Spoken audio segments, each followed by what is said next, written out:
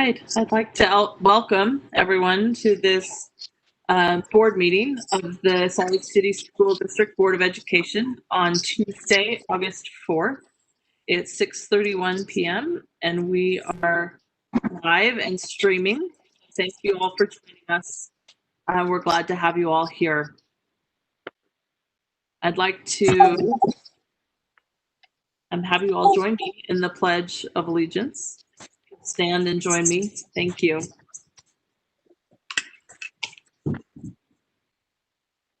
Please repeat after me. I pledge allegiance to the flag of the United States of America and to the republic for which it stands, one nation, under God, indivisible, with liberty and justice for all.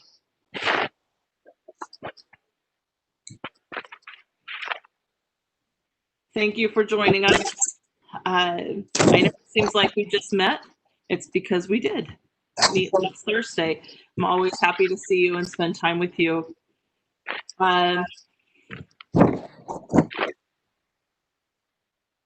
We have more people joining us tonight, and I'm grateful for that. Looks to me like I might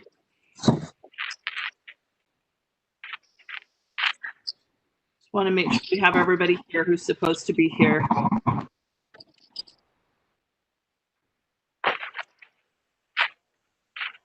Thank you for your patience.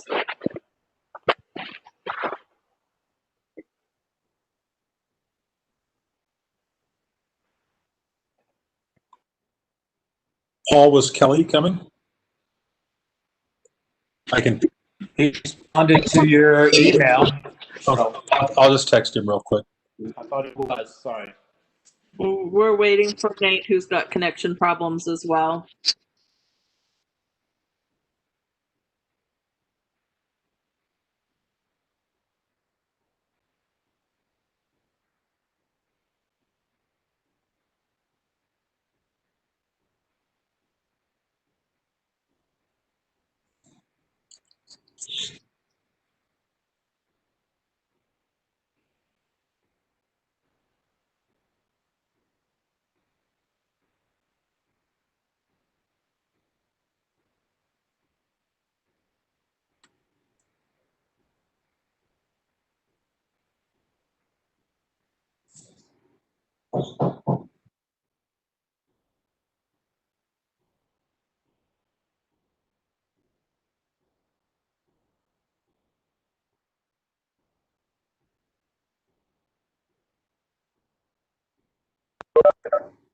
Okay, let's go ahead and move forward with our consent agenda. Would somebody like to make a motion on our consent agenda?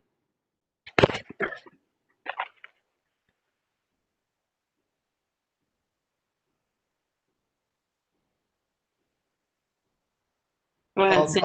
I'll do it if you want. I move that we accept the consent agenda consisting of the purchasing and accounting reports, the budget report for June 2020, the payment voucher report, the school's financial report, human resource services report, the minutes for board meetings June 1st, June 2nd, June 5th, and June 9th of 2020, the 2020-2021 early literacy plan, and the SLASA meet and confer item.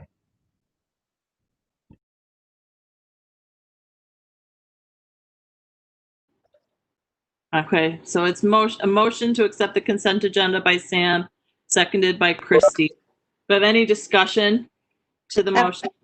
That's something. Okay, go ahead, Christy. Sorry. So I can see that on our human resources services that it looks like, Alan, you have hired a new, is it finance director? Christy? Yes, so we have hired a new finance director. She will begin on August 24th. We will probably need to meet her at some point in time, right? That'd be good. All right, thanks. And the only thing I'll add is that I did notice on the early literacy plan that there's a date that's wrong in one of the goals, the second goal. I've talked to Tiffany Hall about it, and she will change that date before it's submitted. And so I think we're okay to go ahead and approve pending that date change. And then I did have a couple of questions for Alan, which he was really gracious to answer for me. If Alan, if you maybe want to share with the board what things you found for me, that would be really helpful. Okay. So President Ford's questions, we'll start with page 2 of the budget report. The first one is on the property taxes. We had a budgeted property tax in the general fund of 106 million, and we have brought in 113 million. So she was just asking about that difference, an additional 7 million. So 4 million of that is due to additional funds brought in from the basic rate. And that 4 million is then offset with a decrease in the state minimum school program. And you can also see that under the unrestricted state revenue, there is that corresponding decrease of 4 million. So it's the way that guarantee works with the minimum school program. The more property tax we get, the less state dollars. And if it went the opposite way, we'd get more state dollars. Another question President Ford had, and then the other piece of that property tax was also, there is some growth in the property tax for that year as well. Makes up the balance of that increase. The other question came about on page number 3. The parapro salaries is over budget by $847,000. That's largely attributed to special ed, parapros in special ed. And I let President Ford know that special ed has had trouble keeping within their budgets based on all the, the requirements they have to meet the needs of their special education students. So I will be reviewing the budgets with Shelley Halverson when we finish the year and get final numbers, and look towards her new year budget to see where that stands and see what resources she is in need of. In addition, one of the goals of the hub school model was to help consolidate some of those services to decrease the amount of personnel that are required to provide the services. And we knew that may take some time to recognize those cost savings. So I'll still have that discussion with Shelley Halverson about those personnel issues. And thanks for that information, Alan. And I wanted you as board members to hear that. I think it is important that we're just paying attention and aware of making sure we're budgeting the right amount, especially for that special ed department. I know that matters to all of you. Thank you, Alan, for that. So is there any other comment or questions about the consent agenda? Okay, let's go ahead and vote on the consent agenda. Start with you, Michelle. Michelle Tuichpo, yes. Mike Gamelka, yes. Catherine Kennedy, yes. Nate Salazar, yes. Samuel Hansen, yes. Melissa Ford, yes. Christy Sweat, yes. Okay, that approves the consent agenda for tonight's meeting. Thank you. Moving on, I think you probably all saw an email from Lisa Allemon saying that there was a request to speak for tonight's meeting.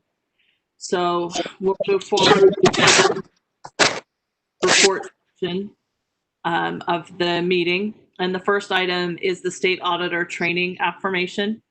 I'm hoping that everybody, all the board members, were able to do the state auditor training as requested. It's something that we need to affirm that you have done for something that Alan's putting together. Maybe, Alan, you want to clarify what that was for, and then we'll just go around and ask board members if you've had a chance to do it. Right. So new this year, the state auditor has a risk assessment that we need to put together and have approved by the board. And one of the questions on that risk assessment is, have all the board members completed that training? So we plan on bringing that risk assessment to the board on the first board meeting in September. So that's just why we wanted to get that training done, so I can answer that question that yes, all board members have completed that training. Thanks, Alan.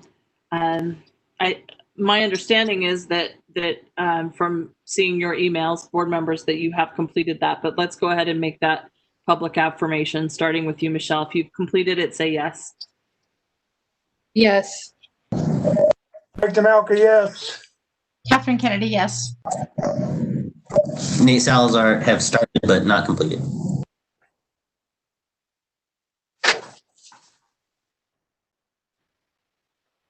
I have completed it. Samuel Hansen, yes. And I've completed it. Yes. Christy Sweat, yes. And I think we should be clear that we have another couple of weeks before it needs to be completed. So thank you for your time and spent getting that done. But we are well ahead of schedule on that. So thank you. Thank you, everyone. Now I'd like to turn the time to our superintendent for the report section, which is our reopening update. And I'm really grateful to the people that our superintendent has invited to join us tonight to give us more information about our school reopening. And I'll turn the time. Oh, go ahead, Christy, go ahead. I'm getting a couple of messages that people are having a hard time logging on to our live stream. So I don't know what the issues are, but popping them into just the one segment for the closed session before we went in. So they're not getting into the other segment. So A second. I'm afraid we probably have Sam Quantz on this meeting, and Good. that's something that Sam can help with. I have somebody here that had to reset their page and then it worked. Reset your page. Hopefully you can join us. We got a glitch there. Just something up on the website. Should we give everybody a minute to reset their page? I know this is the section of the meeting that everybody wants to hear.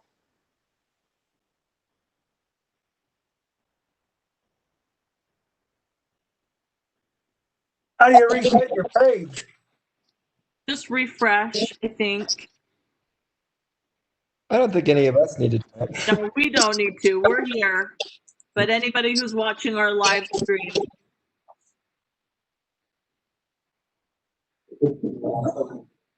sorry for that glitch. Everybody who's participating with the live stream, hopefully you're able to join us now for this section of our agenda where we'll be just hearing a report about our reopening. And Superintendent Madden, I'll turn the time to you. Thank you. So I invited a few people that were not at our last meeting, and I'm asking them just to give a brief update on their fall planning. I've asked each of them to try to limit that to about 5 minutes just to kind of give an overview. So we have here Sam Quantz. He's the Chief Information Officer for the district. I've invited Paul Schulte. He's the Executive Director of Auxiliary Services. James Yapius is the director of the Salt Lake Education Foundation, and Kelly Orton is the director of Child Nutrition. So we'll just kind of go through them one at a time and then let them give the report, and then we can come back and talk a little bit afterwards. So Sam, would you like to start off? Sure. Can you hear me okay? Yeah. Great. All right. So we have been working very hard to try and get devices ready for all students when they return in the fall. We've tried to collect all the devices back from the spring, and we are reconfiguring them to make it easier for them as they log in. It'll be more of an experience like they have when they're actually in school. In the spring, we had to make some adjustments with the rapidity of getting Arduino. Okay, I'll speak louder. So we had to make some adjustments in the spring just to be able to get the devices out in a fast manner. So far, we've received about probably about 80%, 80 to 90% of those devices back. We have, as of last week, 12,700 devices available for students, with the addition of about another 1,000 iPads. We're looking at registration right now to determine what our percentage of students will need a device.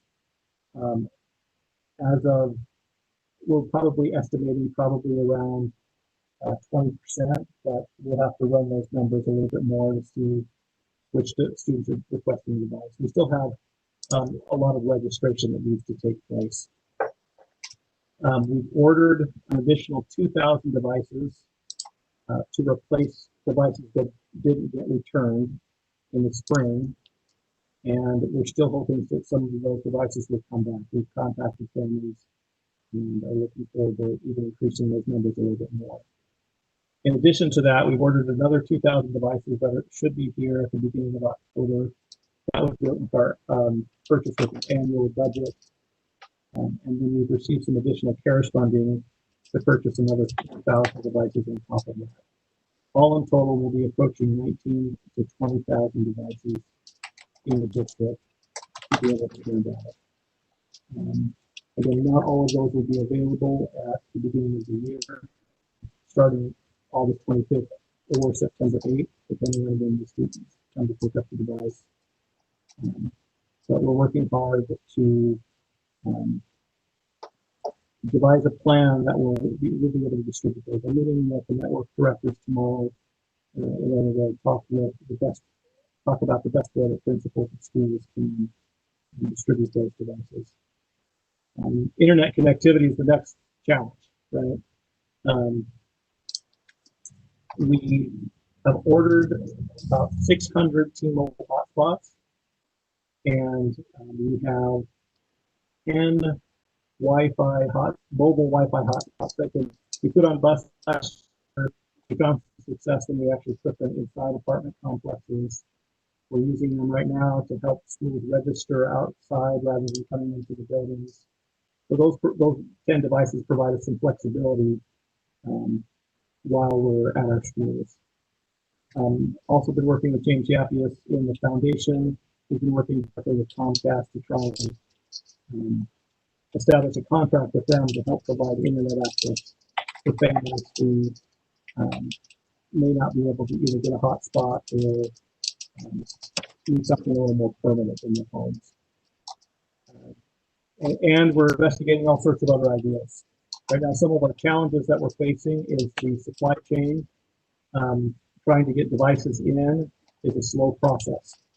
The industry has been depleted as far as ordering computers in, so that's what's taking so long. We're looking at ideas of how we can expedite that. We're talking with our vendors, as well as when we actually receive the phone, to quickly turn them around and prepare them for distribution.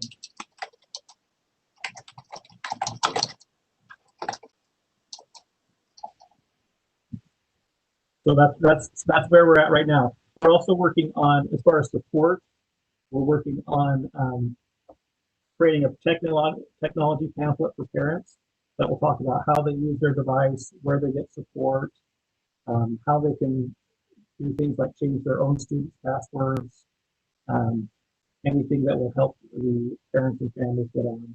We're also working on a plan to extend help desk hours to 7 o'clock, Monday through Thursday, so that families who aren't able to call in the middle of the day will be able to call in and get some help. We'll be working on preparing about 5 locations throughout the first term, where families will also be able to come in a couple of days a week until 7 o'clock to replace a device, get help, as well as providing support for teachers all throughout that time as well. Okay, thanks, Sam. Next, we're going to hear from Paul Schulte from Auxiliary Services. Paul? Hello, everyone. Appreciate all your work. I want to say that my comfort level with our plan is very high in the start of school. I think Superintendent Madden forwarded you an email that we sent out to the administrators last week that outlines in detail a lot of the steps that have been taken and expectations moving forward. We also just acknowledge Sam's helping on today. We have signage that is being printed right now by the print shop that'll be going out. That was developed for everyone. So we have a bunch of signs going out to the schools that they can put up that will explain the expectations for masks, and all the social distancing, the basic steps that you should take relative to this virus. I wanted to take a couple of seconds tonight and maybe just address the issues on air recycling, that, as most of you are familiar with it. We have two basic type of cooling systems.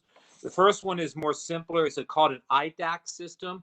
About 17 of our schools have that type of system. And the easiest way to understand that, it is like it's a supersized swamp cooler. Obviously much more efficient than some of the swamp coolers we're associated with. And those systems were much easier. There's 100% of the air is recycled from outside air daily, automatically, without any adjustments to the system or anything. So those 17 schools, we didn't have to make any changes. The other schools have what we call a chiller, which you would be more familiar with, just a basic similar type of air conditioning system that you use for on these type of things. Those were a little bit more challenging. And right now, we've been able to make adjustments to the controls such that they will have 100% air recycled each day as well. Now, we're set for a time being.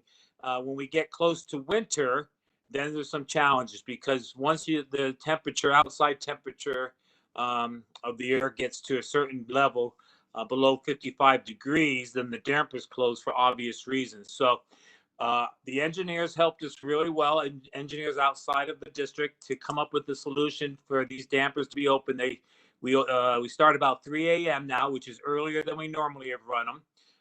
But that ensured that we'd get 100% of the air recycled. So we're okay right now, but we still got to roll up our sleeves and do some investigation on what we'll do when we get into the winter months. And obviously we have lots of issues there, because we could be dealing with flu viruses and these type of things. Also, it's included in the email that Superintendent Mann sent out to you. We are monitoring the filters closely, more regularly, every week. We're changing the filters quarterly rather than semi-annually, and obviously more often if needed. And so all the air that goes through the school is it goes through these filters, and these are what we call MERV 8s. So they actually exceed the standards that are normally used for schools throughout the country. So our filters are a higher standard. So I thought that might be of interest to some of you, because I know that's something that's very prevalent. It's been on the CDC's recommendations, and it was really, quite frankly, one of the challenges and one of the areas that we had to put a lot of focus on to make sure we could make sure that was addressed. But I think the email that you got from me outlines, or that Larry forwarded to you, outlines the other steps that we're taking. We're not done. We're responding to the schools. Bathrooms will be cleaned 4 times a day when the students return. We have a system where every classroom will have at least 2 large jars of hand sanitizer. They have their own disinfectant. We were on the news. They did a good job of being able to describe the generator that creates our own disinfectant, and as well, I think you got some information on the specs relative to the disinfectant. We were ahead of the curve. Our guys go across the state and across the country, actually training people about that disinfectant. And the beauty of it is very effective for viruses, but it's very harmless to people and to children. Thanks, Paul. Okay, next we're going to hear from James Yapkis. James is the director of the Salt Lake Education Foundation. Well, thank you, Larry, and thank you, board members. First, I want to take this opportunity to thank everyone that so far has talked about the responses. So this year, when we started in March with our food distribution, one of the biggest things that we wanted to make sure is that our families had access to the resources that we have within the foundation. So we created a resource list that is full of verified resources that includes family support, whether it's food or whether it's medical needs, anything that is related to healthcare needs, clothing, emergency gift cards, bus passes, computers, and we basically simplify the process. We informed the counselors, we informed the principals and the teachers so they can have access to those resources. So far, we have helped over 108,000 individuals in our district. And I can tell you, Paul, Kelly, Sam, I appreciate you because without you guys, we wouldn't be able to do the work we do with your staff and the first responders. Families can access through all of these resources through their principal, through their counselor, and most importantly, just the word of mouth from the teachers. We have the resources, and I will send this information to all the board members when this meeting is done. Uh, as we're, preparing ourselves for the school reopening, we have 20 locations already identified where we will be doing food distributions in a coordinated way. We are meeting with the principals to make sure that the food preparation, the packaging takes place on one day, and the next day is going to be the food distribution. Um, we're also making sure the principals and counselors and anyone within the building is aware of the clinics that we have. Our clinics, Intermountain Healthcare, community healthcare centers, they contribute close to $3.8 million a year to Salt Lake City School District. So we're really prepared and we're really appreciative of our partners of how much they contribute to our students and families. So with the food distribution, we're ready to move. We're moving very quickly in making sure that we have safety precautions. We're working with the principals to make sure that the coordination of food distribution is taking place in a coordinated way. Well, as far as the digital inclusion information, I wanted to make sure that, once again, thank you, Sam, for all the support. But I believe that we're working with Comcast right now as we're finalizing a contract. I can guarantee you that our kids, our students in Salt Lake City School District, we will ensure that all of them have internet connection, whether it's hotspots or working with Comcast. We will have over 1,000 internet access for our students, and that's what we're working on right now. We're in the final stages of that contract to make sure that our legal team and also theirs finalize that. And then the last part is our after school program. We have prepared all virtual learning, so we're prepared to do the virtual piece. We are actually right now, as we're speaking, we have over 600 families that have already registered, and we're prepared to do that. We've met also, Larry and I have met with our after school program partners, Boys and Girls Club, Youth City, and other community places, locations that families may be able to use and make sure they're aware of the resources that our city has to offer. That's really in place. We're coordinating that very carefully and making sure that families are aware of these resources. Last, I just want to say we have done well in fundraising, and we've just we've opened up an opportunity for teachers to be able to be innovative and apply for grants to the foundation, and we're going to support them on that. That is for all schools, East and West Side schools, because we feel that every school has been impacted by the pandemic. And all I can say, thank you, board members, for the support and your guidance, and Paul and Kelly, thank you for your support with the first responders. Thanks, James. Okay, and then I'm going to finally turn it over to Kelly Orton. Kelly's the Director of Child Nutrition. Kelly? Sure. Larry, do you want me to talk about transportation too, or just child nutrition? You can Hit both? You can go ahead, yeah. All right. Thank you. Now I just lost my page. Thank you. So I want to start off by thanking everybody for this chance to speak to the board.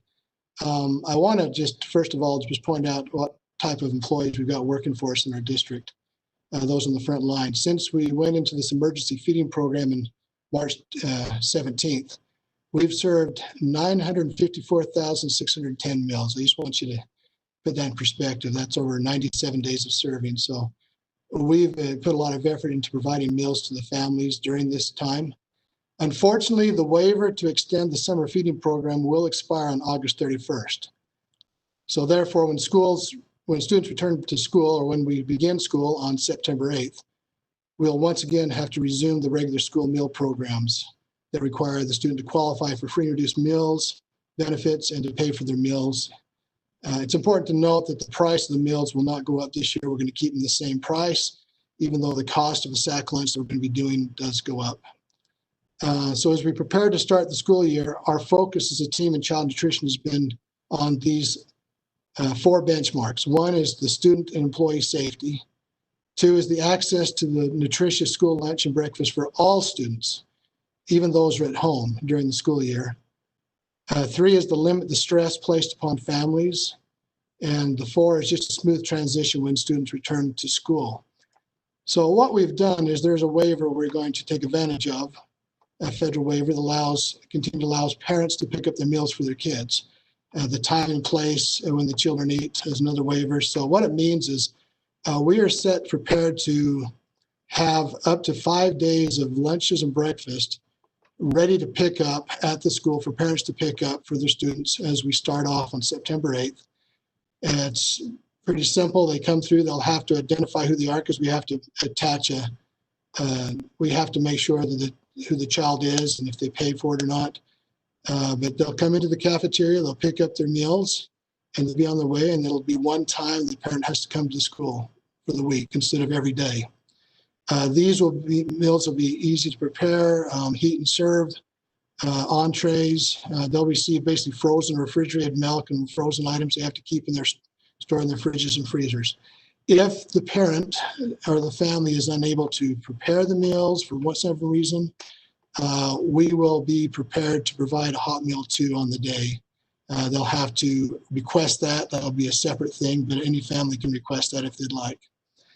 So we're trying to be as flexible as we can. My team is out in the schools talking to the principals, figuring out where the parents will park, what direction they'll take as they enter the school, how they access. We want to make sure it's safe and we keep everything clean and sanitary. So with that being the case, when we finally transition into students coming back to school in the hybrid mode or whatever, we want to make sure the transition is simple. So all schools will be open during this time in September. And as they come back to school, we'll make sure that when they're attending school, they'll receive a hot meal, and it'll probably be a sacked meal they take back to the classroom with them. We'll make sure social distance is happening. We've been working with Paul and his team to make sure that the custodians that we keep things clean as possible, make sure they're staggered out, spaced out in time, so we just make sure there's social distancing going on. Students are going to be wearing their face mask when they come to school. I don't want to get into all of this, but we're preparing now for when students do return to class. We've got a plan we're going to implement now for September 8th for feeding kids who are working online at home, but we're preparing now with their principals to prepare when the students come back to make sure they're taken care of there also. That's it for child nutrition. As far as transportation, the team there, they are prepared to go when they're ready.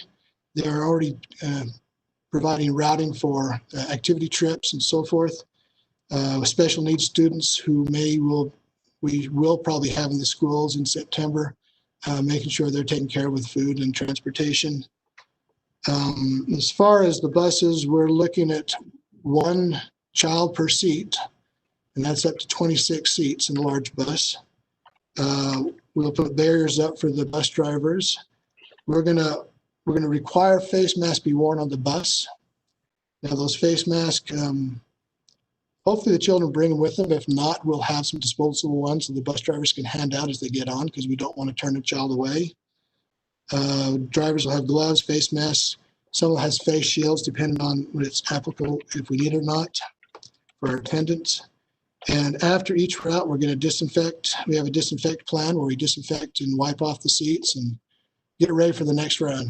So, matter of fact, one of those disinfectant devices that Paul was talking about, we're going to get one on loan to us for 4 months, and transportation can be using that to make the chemicals. So we'll be ready. I shouldn't say chemicals, the disinfectants. So all I can say is I'm very confident moving forward. The meals are set. We have a 3-week rotation on, so there's going to be a variety. There'll be nutritious food that we're providing our children, easy to prepare. We'll put menus online and provide them in what a menu is for parents to know what to serve each day. And we've already approved this with the state office, so we're ready to go. Thanks, Kelly. That's it. Thanks. Okay. So then, so a final little message here on this is we have set up our meeting for next Tuesday for a town hall to answer questions. And so while you can certainly ask questions today, if you have them, you could also enter your questions online. So when you go to our Salt Lake City School District homepage now, you'll see up on the banner on top that there's a link, and folks can click into that link and they can enter their questions in there. And that we'll draw from those questions for the town hall meeting on next Tuesday. Now, it doesn't mean that this is the only time you can ask questions. Next Tuesday, we'll also place a frequently asked questions page up on the website. So questions that come in after probably end of the day or maybe 5 o'clock on Thursday, we may or may not be able to get to those for the Tuesday meeting, but we'll maintain this FAQ going forward, and we'll continue to take questions from anybody that has them. So board members are welcome to role model how to submit a question online, or if you have questions now, I'm sure we can entertain those as well.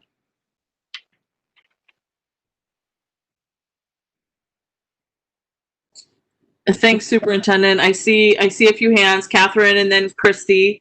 I do think, and we'll take questions. I appreciate that there are lots of questions.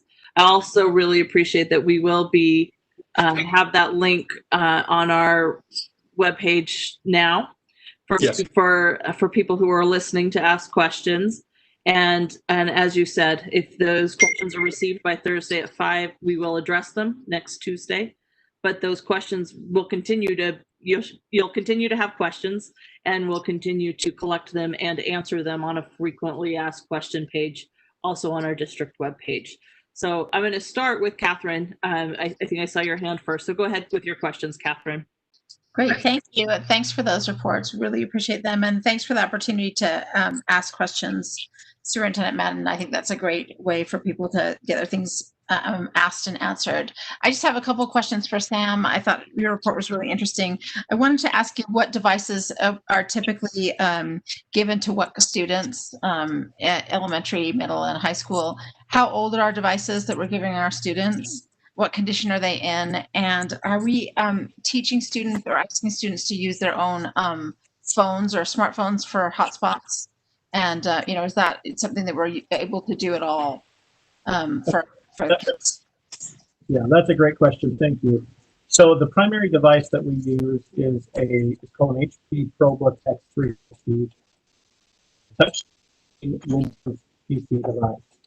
We do have a couple of our schools, Mary W. Jackson and Glendale, that have been using iPads in a one-to-one environment for a couple of years now, and they've been quite successful for that. So that's kind of our small footprint of iPads, but the predominant device is that little 11-inch X360. We actually have more devices in the district than 12,700 which we reported, but those extra devices we have are older than 5 years old. And so I didn't include those in being distributed because we don't want to give devices out to students that aren't going to really work for them at home. So that 12.7 that we're looking at are devices that are 5 years old or younger. We have a typical 5-year replacement cycle. And the majority of our devices that we've received with the new posting, probably 55 to 60% are within the last 3 years of that 12,000. So, and then the question about phones for hotspots.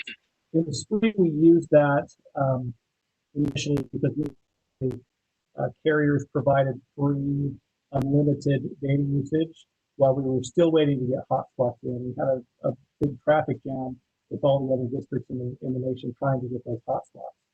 And so that was really a stopgap measure. If a student have a device that will use that, they're more than welcome to. We're not trying to meet that need through that service. We're trying to find and make sure that students have a stable internet connection. I think you had one more question. I forgot what it was. I think that you got them all, but we do allow our students to use their hotspots. Yes. And it's not a problem in terms of filtering and things like that? No, internet filtering is all handled on the device that's checked out. So we're required by law to filter devices that we own. So if they're using a personal device and a personal internet connection, the filtering is up to them. But if they're using our district device, it doesn't matter what internet connection they're using, the device will connect into our internet filter. Thanks for your thoughtful questions, Catherine. Christy, you had your hand up. Go ahead. I did. Thank you. Thanks so much to Sam and James and Kelly and Paul for those great reports. Just so much information that you've provided for us tonight, which is also helpful for us to be able to answer questions that we're being asked right now about all those specific areas. So thank you. Sam, I want to ask you just a quick question and about our teachers and the devices that they have. So, there was a discussion that was held at one of our schools last night where several teachers said that they didn't have devices, that they were using their own from home. Can you talk a little bit about what do our teachers or principals need to do to make sure that teachers also have the connectivity, whether it's, I'm sorry, not connectivity, but the device that they need, or if they need a camera, so as they set up those online classes in their classrooms, that they'll be able to do that without any problems. Do we have enough, and what's the process? Great, thanks. Great question. Over the last 5 years with the use of the Digital Teaching and Learning Grant, we've been trying to replace teacher desktops with laptops to make a laptop the standard device for teachers in order to promote mobility, collaboration, and so forth. We still are, as of right now, we have about 700 teachers with laptops. Some have been using their own laptops, and some have been using student devices. We have 200 more laptops that we just purchased with with last year's allocation of our Digital Teaching and Learning Grant funds. Those are being passed out this week. We sent out an email invitation to those teachers this afternoon. We have an additional 296 teacher laptops, and these are a nice sturdy laptop. They're a 15-inch Dell laptop that has 10 key, microphone, camera, everything. We're getting 296 of those in. Those should be in, again, our supply chain's the challenge, the beginning of September, first or second week in September. And we're prepped to do a quick turnaround with those.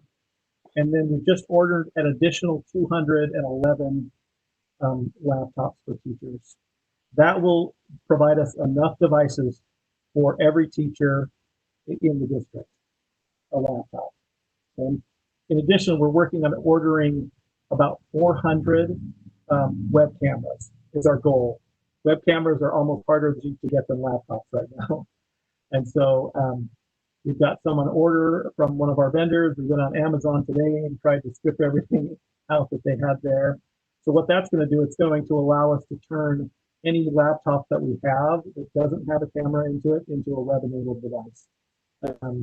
In addition, one of the challenges we have with some teachers is where they live, not having internet connectivity with some of those. So we'd like to be able to have the option of, for some teachers to, if they have to work at their classroom, we'll try and have web cameras in their classroom, so they'll have a safe area to be able to set up their classroom if they aren't able to do it at home. Sam, could you just talk about, so as a teacher in a building, what's the process for them to say, yes, I need, a new laptop, or I need, the camera piece? I mean, how do they go about getting that information to you, or does it go through the principal? We just talk about that process, so all those that are listening will know what that is. That's great. A great process would be to go through the principal if they want to compile a list. But I've taken a list of all of our teachers that we have in our human resource system, and I've got a list. And I've got a list that says they already have a device or not. And if they don't, they were put on the list for the 200. Then they're put on the list for the 296.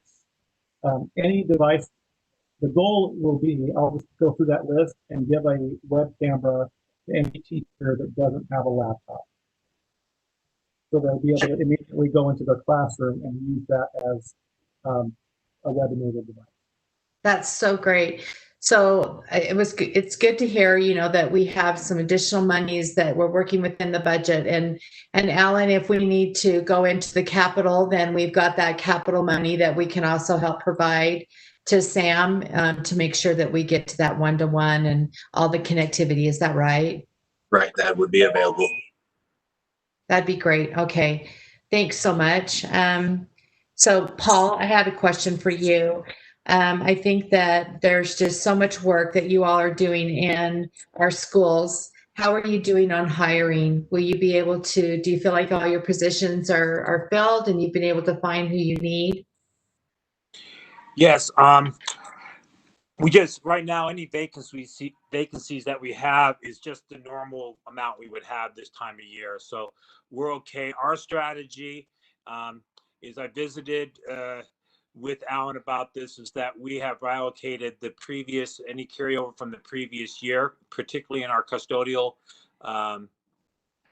account, that we are going to use overtime. So we have people that are trained, that already know the expectations.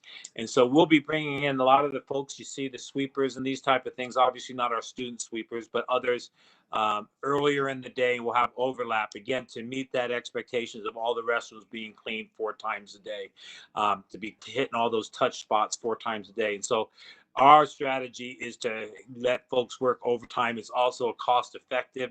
They're happy to make a little extra money, and also then we're not picking up the added expenses for benefits and things like that. And because hopefully this pandemic will end someday, we're not left with folks that are employed and then having to let folks go and things like that. So our strategy is using the people we have, but allowing them to have extra hours.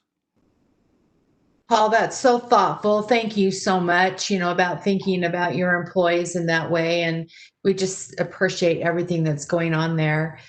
So I feel like James and Kelly, you guys are tag teaming with our food services, and it's so huge, the things that are going on with how many meals are being served, and whether it's about putting bags out there or people, you guys are amazing, and the things that have been going on. So thank you so much, for that report today, because that's been a little bit of a concern. Melissa and I were just talking about this the other day, how our food, what's that going to look like, in remote, for families, and how are they picking up? And you guys, really hit it out of the park today by talking about that. So thank you, to both of you and the efforts, and especially the people, that are out there, that are working and doing amazing things. Kelly, I had a question on my, and now I can't find it, about buses. And if I think about it, I'll just email it to you, because I know that there was something I was going to ask you about buses, but now it's just escaped me. So I appreciate that. And then James, I maybe ask one more deeper question. So if we've got a family that is in need of, whether it's clothing, once we start school, if there's a need with clothing or additional health services, or what do you see as protocol? I mean, will they just, will you talk a little bit about that process so that we know what to tell families when they need additional wraparound services, and especially around mental health too? Yeah, first of all, we're working very close with the principals to make sure that the principals inform, and also the counselors, so they're aware which students need the resources and access the resources. Also, we're working with a family support specialist and the paraprofessionals, and training them how to identify what types of resources to access. Now, we established a hotline, and the hotline number is 801-301-6476. I'll forward this information to you, and it's also posted on our website. And this is specifically for our families, and the principals have been given this information, but sometimes, some families or some principals may not be able to see that information. So we're working very close with the counselors. So I would say that the very simple way is, if a student's in need, they can either immediately go to a counselor, a principal, a teacher, the information's there. It's posted also on the website of our district. We have a hotline available. We have distributed, just today, we went to 15 homes and delivered stuff right to their front door. Whether it's a computer, whether it's a gift card, that hotline gives us an idea of what their needs are. Now, more than ever, families are also getting evicted from their homes. We have established a relationship with the city and also mediators to be able to support families and mediate those situations, and be able to help them with the rent through the Community Action Coalition. So we have a process in place, the numbers in place in our it's on the website of our district also, but also they can call directly to the foundation, and we're taking calls all day long, uh, Monday through Friday. We've been in some situations Saturdays and Sundays delivering some stuff. James, thanks so much. I know that Dottie, you talked a little bit about that last week too, and I hopefully if you have more questions, that you'll ask questions too. My last question then, so maybe a caveat in is, we didn't really have an opportunity to ask all the questions that we wanted to last week because our meeting probably would have gone till midnight. And I know all of us probably have questions that we could submit. So I appreciate the thoughtfulness that's going around next week's meeting, and there will definitely be questions that will be submitted from me, for us to do that. So Superintendent, first around the questions, who are those going to be submitted to? There's a click on our website. Is that what you said? Yeah, and then they'll go into a database, and then Yandri Chatwin, our communications director, will kind of dole the questions out wherever she feels like they need to go, but they'll all come through me as well. And so then what we'll do is we'll bring everybody next week. I'll bring all the people that are prepared to answer those questions, and then we'll just read through the questions and we'll go through all of them. But like I said, if people have questions, I know they have questions right now, go ahead and submit them. And you can submit as many questions as you want. I assume that a lot of the questions will probably be overlap, and we'll try to kind of group them together. But we're going to maintain this. So if we don't get a question in for the meeting next Tuesday, like I said, we're going to maintain this FAQ because this is a really difficult time, and it's hard for people, and we want to be able to keep answering the questions as they come up. Thank you. I appreciate that explanation. That sounds great. So my last question to you is, we've kind of touched about it in a roundabout way tonight. Last spring we made a commitment that every single person, would have something to do if they wanted to work. Our parapros, our non-contract people. And so here as we start the fall, could you address that? What are we looking at with our contract, non-contract people? In employment, and making sure, even as you talk about our bus drivers, maybe a short synopsis or summary of what is everyone going to be able to do so we can hold on to our employees. If you're okay, I would rather visit that with Moselle, and can we put that on for Tuesday? Yeah, I think that's great. If we want to do that and talk about that next week, I think that would be great. That's been a common, I'm sure with all the other board members, they're getting the same question. And so, yes, I think for us to dig down into that would be really helpful. Yeah, we're talking about that issue tomorrow in cabinet. So yeah, we'll be ready.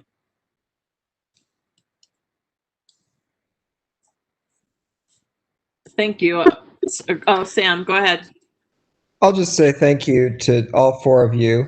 I just had a quick question for Sam, and I'll say thank you to him again because he's been emailing back and forth with myself and the principal from Hawthorne to try to figure out this issue of teacher computers. Would you recommend that the SEC there just go ahead and use that money to get those teacher computers taken care of ASAP, given the timeline of where we are? Great question. The real challenge again is not being able to get the devices in. You can spend the money now, but we're looking at 6 to 8 weeks time from every vendor. Right. We don't want to just go.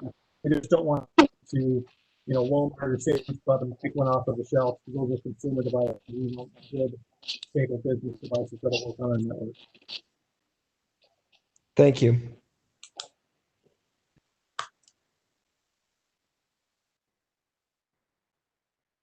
Thank you. I know that there are lots of questions that we all have, and I would encourage all of us and everybody listening to ask those questions, to put them on our district webpage, on that frequently asked questions, and to continue to utilize that.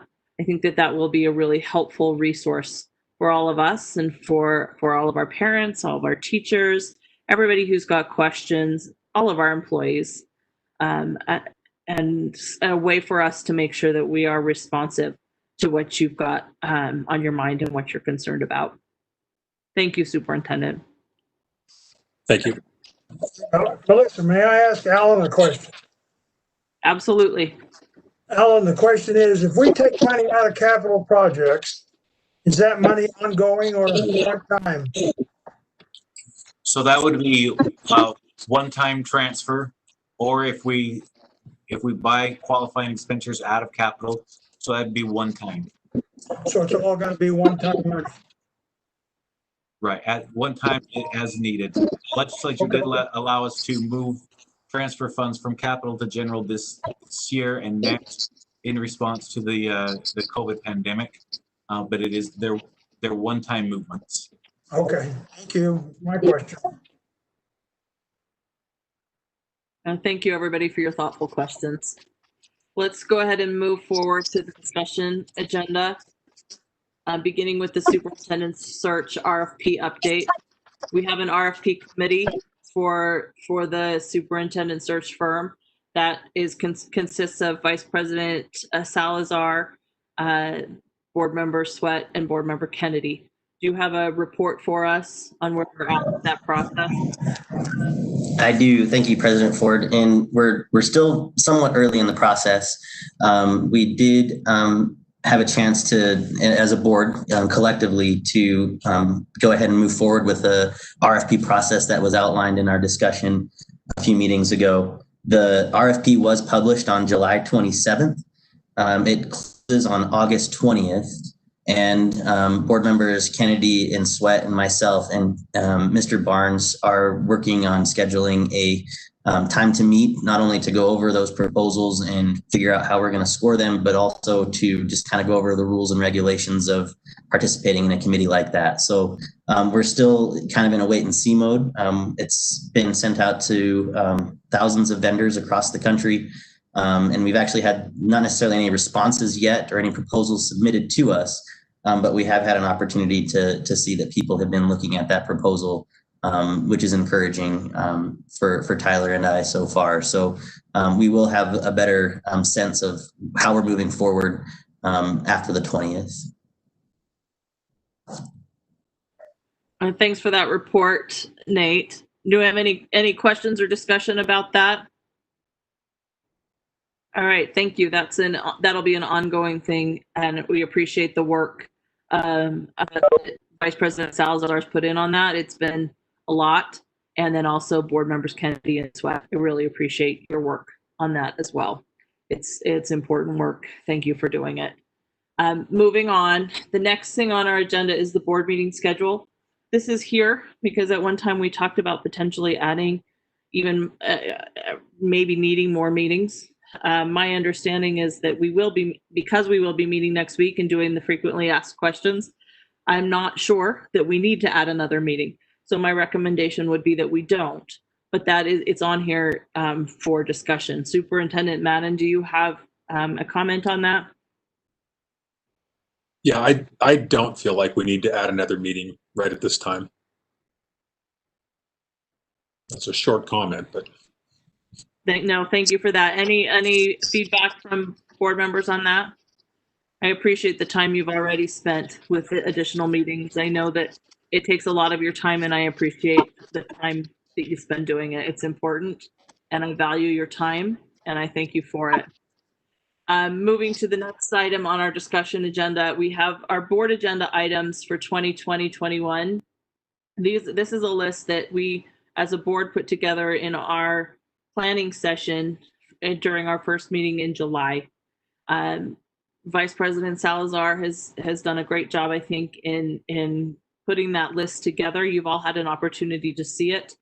This is a chance for us to to have looked at it, for you to let us know if it's reflective of the things that you would like to see on our agenda.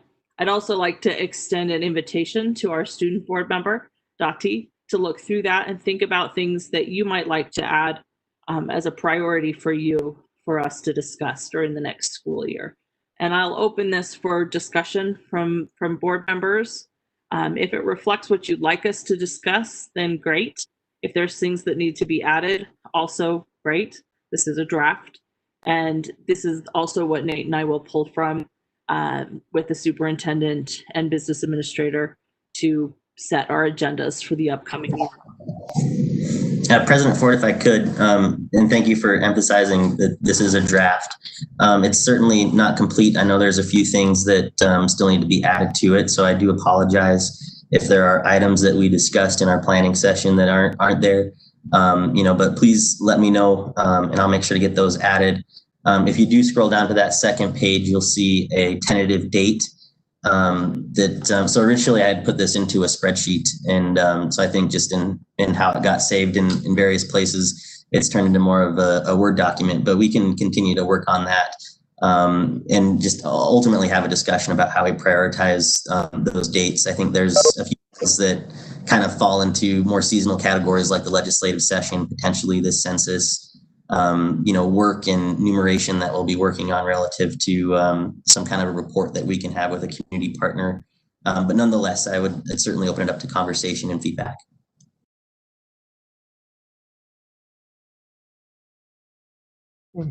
Go ahead, Christy.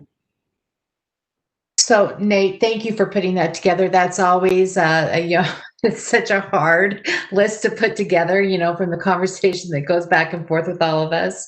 I would just, as I was looking through the list, I noticed that it's such a great variety of things. And I think that when we first put it together, obviously, the impacts of COVID and just the restart, that I think that's probably going to be another topic, that we'll want to look at and do benchmarks and then a look back, to see, what was done, what could have been improved. The only other thing that I would like to add, well, there's probably a few things, but the one thing is, I look at the arts and I always feel bad that, there's Catherine's only initials right there behind the arts. And I think that, all of our initials should be back behind that arts category, because to tell you honestly, it goes, I think the impact on our arts program is, could be very devastating, with going into remote and looking at how those programs are going to be sustained and the longevity, and especially at our secondary schools. Really quite concerned about that. So will you add my initials to the arts? Because I think it's so important that we have invested so much money for the length of time that I have been on the board. And Alan can certainly speak to this, being a part of our district for as long as he has. We have invested so much money and let out in the arts in so many ways that it has to be a priority for us, especially looking at it during COVID. So if we add that COVID piece, that lens, through all these, I think it'd be really great. But thanks again, Nate. Perfect. I'll definitely add your initials there. Thanks for that, Christy. I see you, Catherine. Let me just add, board members, if you want to look through that list and reach out to me or to Nate and add your initials to something that is a priority, please do that. And make sure that, just so that we have a real good set, a really comprehensive sense of what your priorities are. So thank you for that. And go ahead, Catherine. That's exactly what I was going to suggest. I think Nate did a really good job of compiling this list, that it's hard to do that during a meeting. And there are several things that I think I was talking about too, that I would add my initials to on this list. And so I think maybe we should send you the list with our initials. And also, I think that I didn't really talk about studying declining enrollment, but really more about enrollment patterns in the district really rather talk about it in that way. How are enrollment patterns working within the district? And that's the way I'd like to talk about it. Talking about how are we thinking about enrollment in our district and what's happening in our district and what's changing in our district and things like that. Also, in terms of the census, I think that's really important. Christy's talked about that. Do we have people responding to the census? How can we push response in the next 2 months, 2.5 months, to get all our families responding to the census? And then when we have data later on in the year, what can we do with that data? But particularly in the next 2 months, what can we do to encourage our families to respond to the census? So I think those are really important things. But that's, I was going to give the same kind of information. And so maybe we need to just take a look at this carefully. I have, but maybe just give those kinds of input back to you. I think it's really good that it's on our agenda because I think it's good for the community to be able to see what some of our priorities are. But I think maybe we should, since it is a draft and was compiled from a conversation, that maybe we need to give our feedback and then have it go through another version and come back. Certainly happy to have it come to future agendas, because it is what documents we'll be using to create them. Thanks for that, Catherine.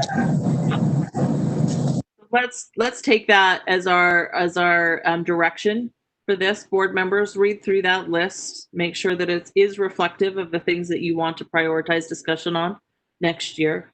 Dottie, I hope that you'll take some time and really share with us the things that you want to prioritize. Maybe choose something that's really important to you as your focus as our student board member. I think that would be great. And yeah, absolutely. Thank you. And we can attach it to our next agenda. Go ahead, Sam. I don't mean to cut the conversation short. It's okay. I don't want to drag it out either, but I was just going to say, so maybe we can look at this list with some tentative dates, not at our next meeting, but the meeting after that. Does that seem like a reasonable goal? That's perfect. So that would be the recommendation. We would have a draft with some potential dates and all the feedback from board members at our first September meeting. Fair? Okay, thank you. Moving on to the next item on our discussion agenda, it's policy G19. And I think the conversation and discussion will be about both the policy G19 and the administrative procedures that are associated with it. I know that we have Christina Kindle joining us for this conversation, and we have 3 board members who sit on our policy subcommittee. And I know they do really great work as a policy subcommittee. We're grateful to Ms. Kindle for the work that she does in keeping that really at the front of what we're doing, making sure our policies are reflective of new guidelines and new things that we need to be aware of. I think that Board Member Kennedy was going to give us a report of the policy subcommittee, which consists of Board Member Kennedy, Vice President Salazar, and Board Member Tuitupo, if I'm correct. But I'll let Catherine, you take the mic and give us a report on that.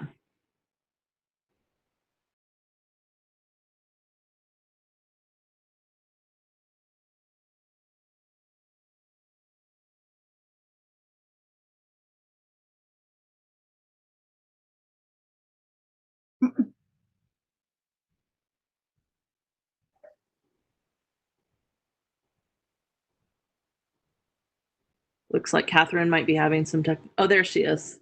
Welcome, Catherine. Go ahead. Go ahead. Sorry, I don't know what happened to my Wi-Fi for a second there. So Board Policy G19 is being revised because of the sexual harassment part. And what's happened is that the Trump administration and Betsy DeVos has suggested some changes in the sexual harassment section of G19. That is now before a judge who, because it's been challenged, and we're not sure if those changes are going to be implemented.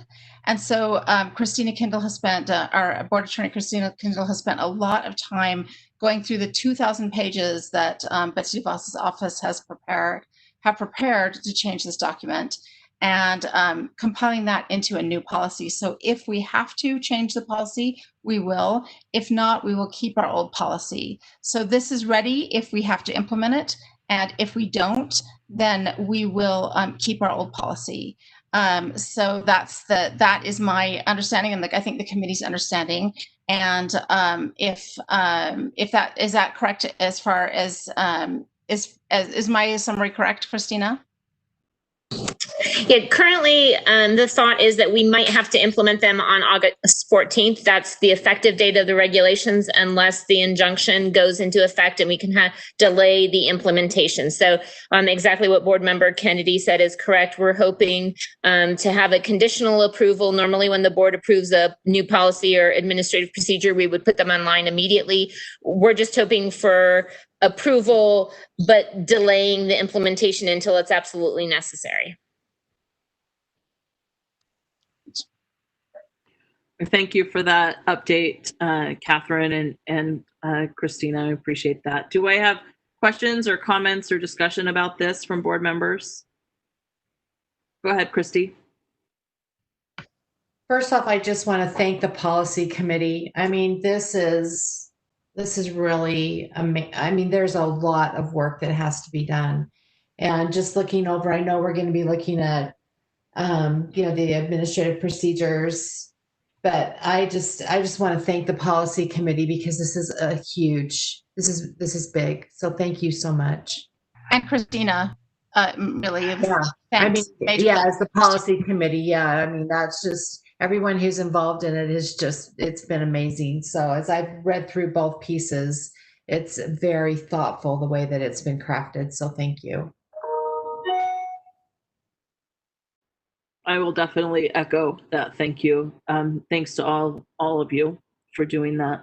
My understanding is the same applies then to the administrative procedures, right? You're looking for conditional approval to take effect when that's necessary, potentially August 14th, but potentially later.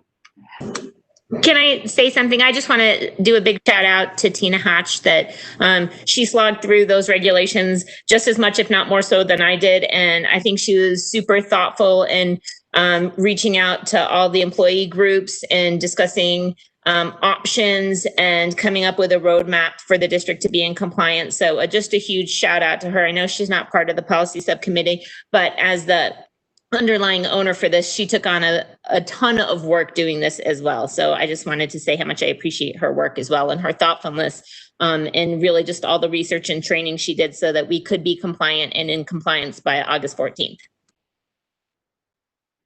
Enormous amount of work. We're grateful to the people who are doing it. Thank you.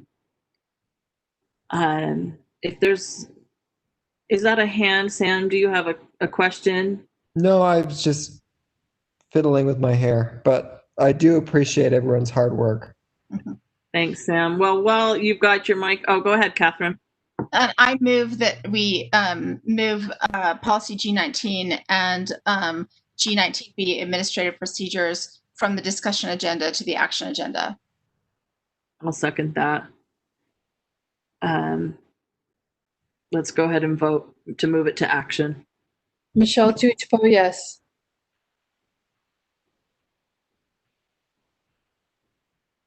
Mike, how do you feel about moving the policy G19 and administrative procedures? No? No. Okay. Catherine Kennedy, yes. Nate Salazar, yes. Samuel Hanson, yes. Melissa Ford, yes. Christy Sweat, yes. Okay, so that is now moved to our action agenda and is the only item on our action agenda. So let's go ahead and take action on that. Do I have a motion? Can we have a discussion first? Whoops. I move to approve G19, the policy and administrative procedures. May I make a friendly amendment, Christy? Do we need to second it first? A second, and then a friendly amendment. I'll second it.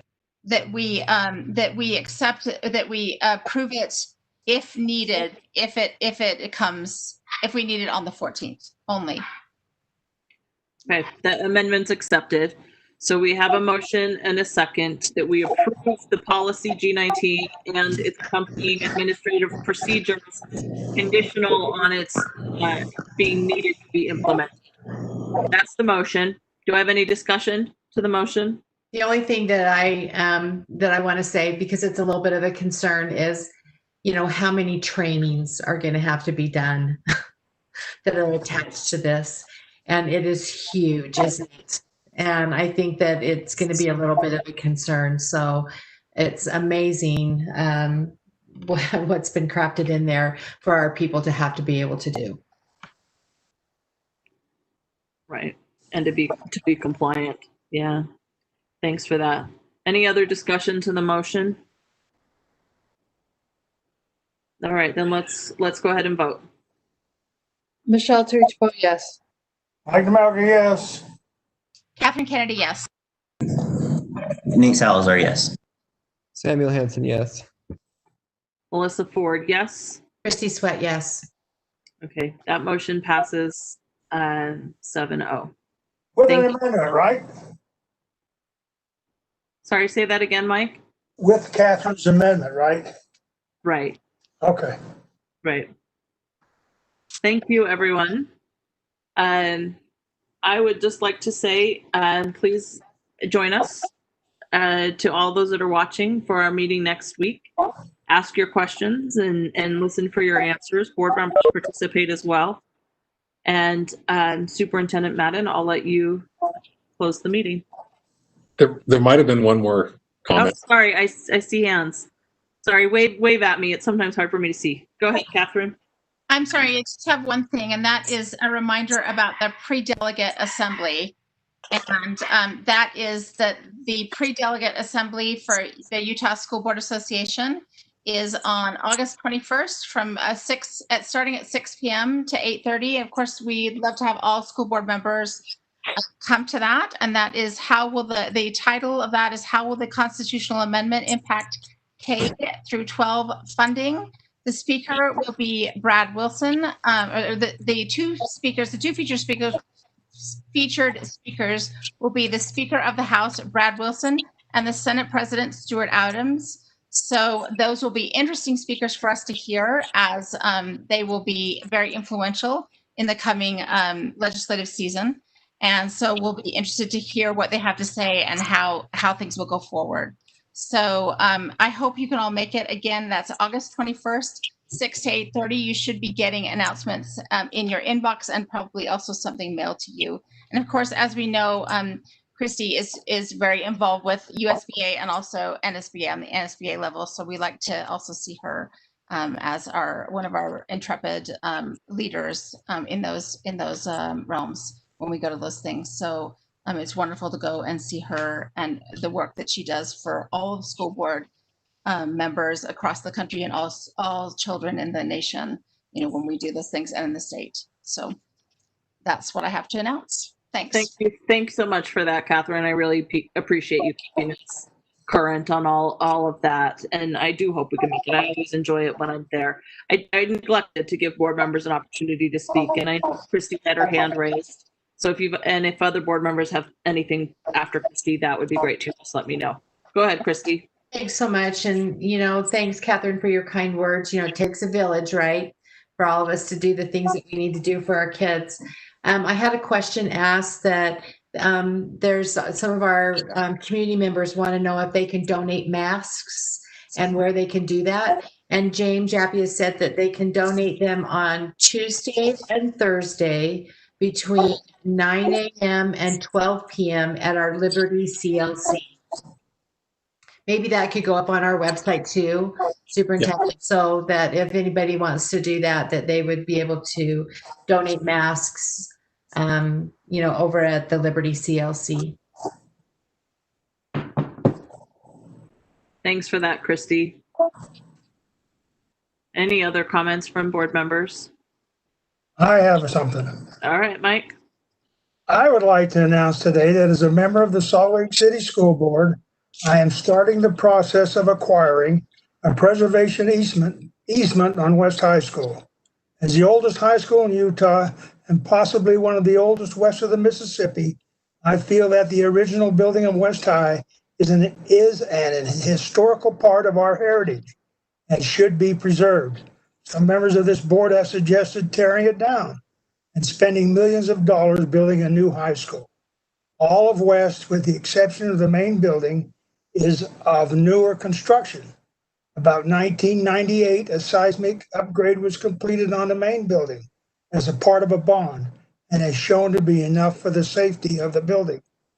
If this board intends to do any remodeling on the old building, such as interior rooms and exterior windows and sandblasting of the building, it must be completed before the easement is in place, or we may not even be able to change a light bulb without permission. Salt Lake Community College was able to preserve and remodel parts of the old South High, and it is a beautiful part of the community college. It is my intention to solicit the assistance of the alumni of West High to provide funds for the preservation easement. That's it. All right. Any other comments? Superintendent, I'll let you close out the meeting. Yep, I'll just say thank you to Sam and Paul, James, Kelly, Christina, and Tina, even though she wasn't here. We know she did a lot of work. And Alan, appreciate it all. And I just would encourage people one more time to go on to the website, slcschools.org, and you can enter your questions on the banner, and we will be back next Tuesday to talk about them. Thank you. Ask your questions. We'll see you next Tuesday. Thank you so much for being here, everyone. Meeting adjourned.